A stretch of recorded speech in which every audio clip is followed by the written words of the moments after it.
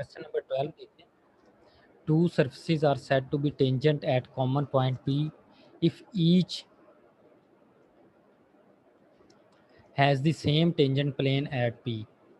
ये एक तरह की डेफिनेशन ही लिखी हुई है।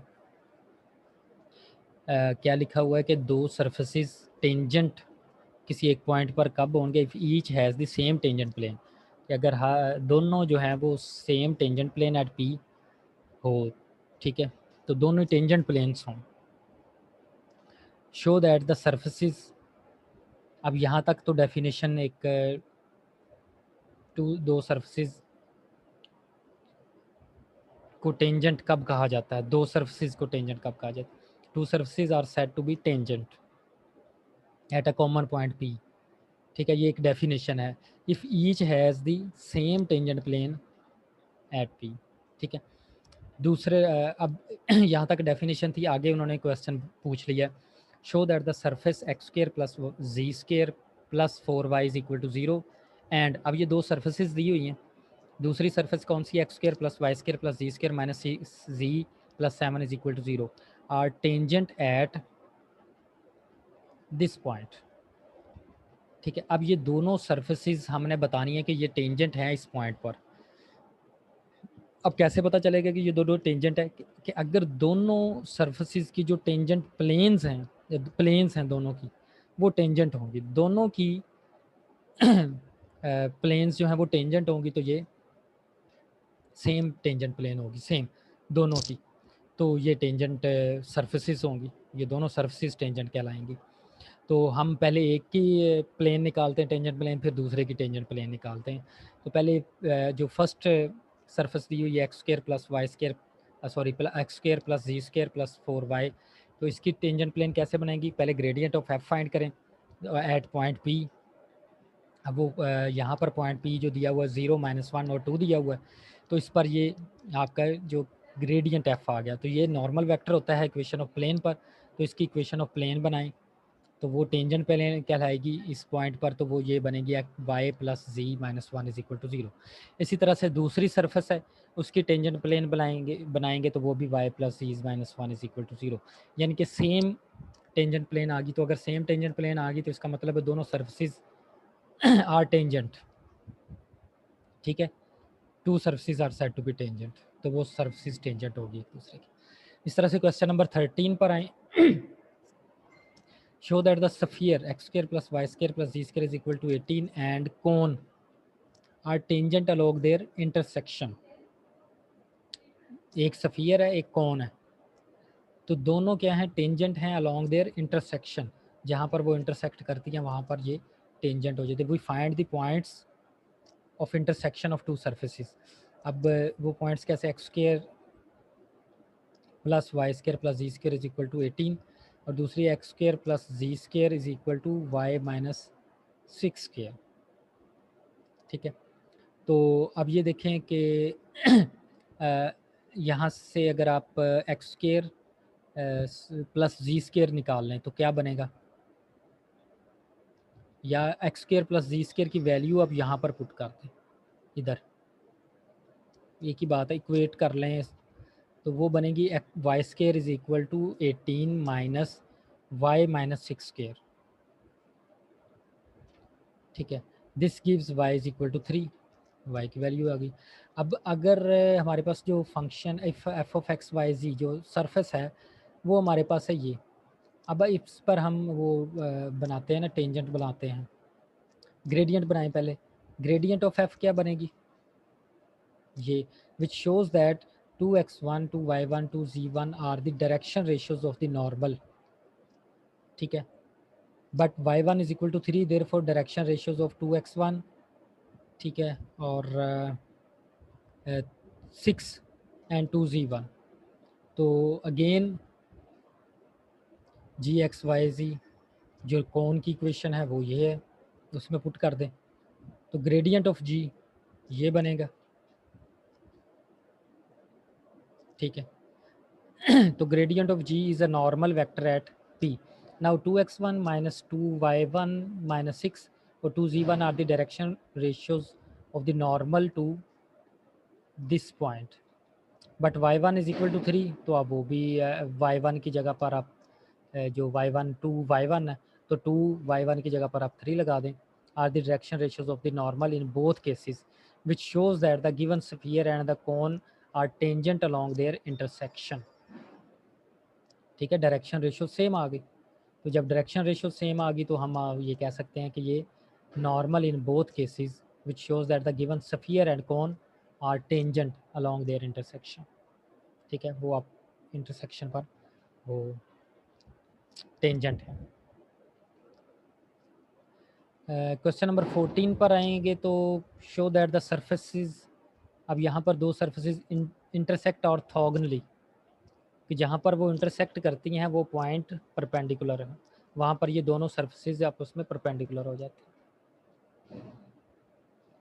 तो ये एक सर्फेस एफ ऑफ एक्स, ठीक है, ये जी ऑफ एक्स, तो इनको सब्ट्रैक्ट करें,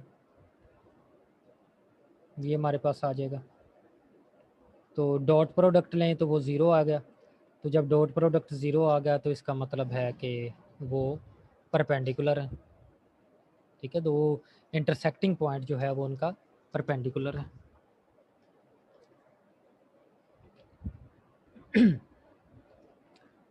question number 17, find the point on z is equal to 4x square plus 9y square at which the normal line is parallel to the line through a into -2 4 3, एक ए point है और B point.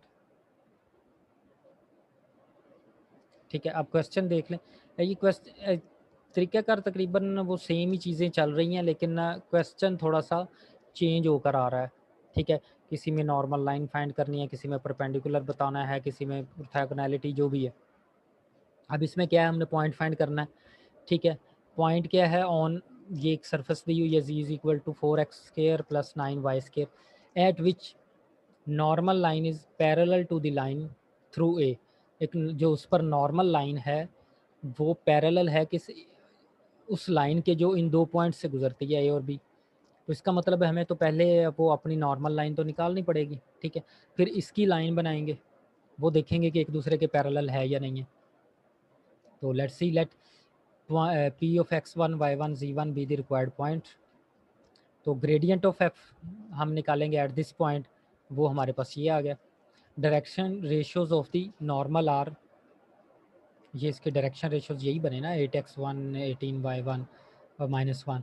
और इसी तरह से direction ratios of the line A B are, ये line A B बनाए ना इक्वेशन ऑफ लाइन लगाकर। ठीक है, इक्वेशन ऑफ लाइन जो होती है वो क्या होती है, 5 + 2 करेंगे 7 -1 प्लस सॉरी -4 करेंगे -5 2 -3 करेंगे तो -1। ये ए बी पॉइंट से equation of line through 2 points जो होती है वो उसके डायरेक्शन रेशियोज ये बनेंगे। Since the normal line is parallel to A B, तो जब ये पैरेलल है तो इसका मतलब है 8x1/7, ये 8x1 is equal to 18y1/-5 is equal to -1/1। तो यहाँ से आप x1 इज इक्वल टू 7/8, क्योंकि ये चीज़ कट जाएगी ना तो 1 के इक्वल रहेगी। तो यहाँ से इसको आप इक्वेट कर लें, x1 is equal to 7/8, y1 is equal to this and z1 is equal to this. तो ये रिक्वायर्ड पॉइंट आ गया आपका। ठीक है, जो हमें फाइंड आउट करना था। क्वेश्चन नंबर 18 पर आए, where and at what angle do the cone and the cylinder intersect. Angle भी बताना है हमने और कहाँ पर ये कोन और सिलेंडर जो है वो इंटरसेक्ट करते हैं। ठीक है, पॉइंट ऑफ इंटरसेक्शन हमने बताना है।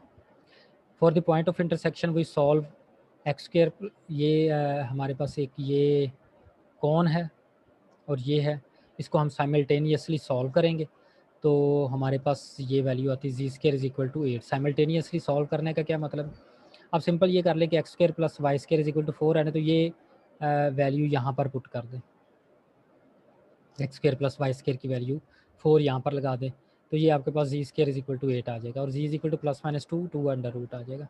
Therefore intersection of cone and the cylinder is the circle, x square plus y square is equal to 4. In the plane z is equal to 2 under root and z is equal to minus 2 under root. यहाँ तक तो होगी ये बात.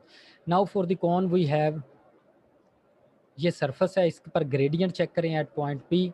This shows that कि ये इसके direction ratios हैं एंड द टेंजेंट प्लेन. ठीक है, तो for the cylindrical we have gradient of z, ये सेम उसी तरीके से. एंगल हमारे पास से, एंगल का फार्मूला जो होता है वो आप फार्मूला देख लें जो भी है, 2x, ये 2x 2y यहाँ पर तो ज़ीरो है. ठीक है, और इसी का ही नीचे स्क्वायर रूट.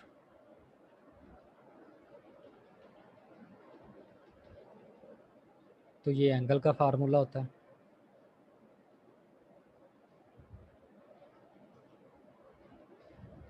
इसको सॉल्व करेंगे तो ये यहाँ तक हो जाएगा. ठीक है जी, इसी तरह से क्वेश्चन नंबर 19 और 20 ये आप लोगों ने कर लेनी. ये 9.5 एक्सरसाइज आपकी कंप्लीट होनी चाहिए. ठीक है, यहाँ पर अगर किसी ने कोई क्वेश्चन पूछना है, कोई चीज़ पूछनी है तो वो पूछ सकते हैं.